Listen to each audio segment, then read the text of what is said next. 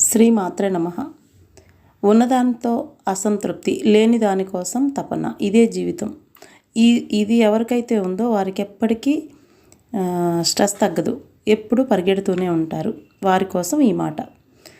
జీవితంలో జరుగుతున్న మార్పుల్ని వెంటనే ఆహ్వానించలేకపోవడం ఇది ఒక పెద్ద సమస్య. ఇది ఎక్కువ మంది చేస్తారు, ఆహ్వానించలేకపోతారు. సమస్య రాగానే సమస్యని ఆహ్వానించడానికి సిద్ధంగా ఉండండి. అది జీవితంలో ఒక భాగంగా అనుకోండి, అంతే. చాలా వరకు సమస్యలాగా మిగలదు, సమస్యకి సొల్యూషన్ దొరుకుతుంది. రెండో విషయానికి వస్తే, ఇబ్బంది ఎవరికి వచ్చింది, ఎందుకు వచ్చింది అని ఆలోచించడానికి కొంత సమయం వెచ్చించండి, కొంత టైం పెట్టండి. అంతేగాని ఆ సమస్య వచ్చినప్పుడు కూడా మీరు హడావుడిగా ఉన్నట్లయితే సమస్య పెరుగుతుందే కానీ తగ్గదు. ఎప్పుడైనా సరే సమస్య ఉన్నప్పుడు దానికి కొంత టైం పెట్టి ఆలోచించడానికి, ప్రశాంతంగా ఆలోచించడానికి ప్రయత్నం చేయండి. సమస్య పూర్తిగా పోతుంది. Thank you.